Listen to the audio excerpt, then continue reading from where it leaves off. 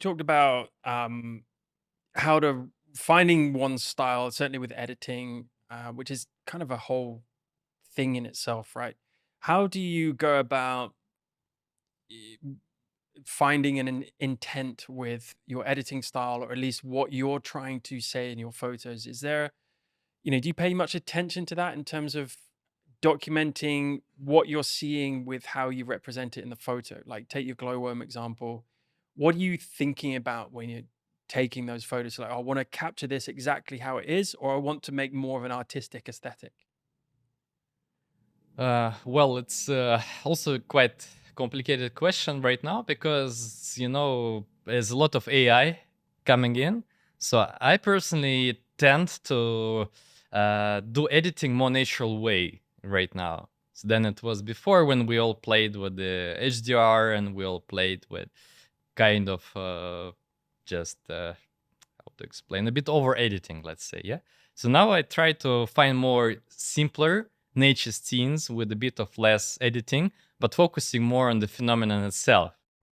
Yes, focusing on phenomenon. Let's say this photos we're talking from New Zealand. There's not much editing. Of course, there's post processing for the noise, but it is what the camera captures. Of course, it's a long exposure that you cannot even see by your own eyes. Yeah, but still, many of the recent shoots I edit just a little bit. Yeah, so I try not to over edit. I'd say it's a bit of trend also in photography to opposite AI. Yeah, opposite that you can achieve with artificial intelligence, which is sometimes, most of the time, I'd say, killing the natural way, natural experience of what you In what can way? see. Elaborate on the Yeah. AI influence in photography. Mm. Yeah, the influence, of course, it's a lot of influence. Yeah, but nothing will change the real experience of the people, the real experience of you being there at sunrise and witnessing the rise of the sun and feeling the smell, feeling the sounds of nature. So then still people will keep traveling, keep taking photos. And this feels more like a tool, more like a toy people play. Uh, for a while. But of course, the the toolkit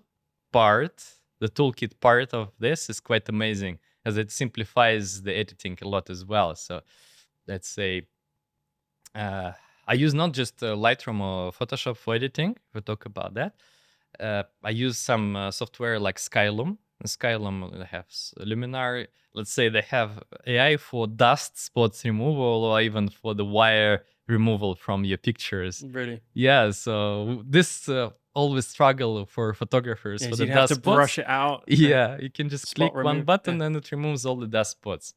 So to this extent, when you can use as a tool, which not bringing anything artificial to your images, but just removing some crop from your photos, and this is acceptable for me, and this part I love a lot.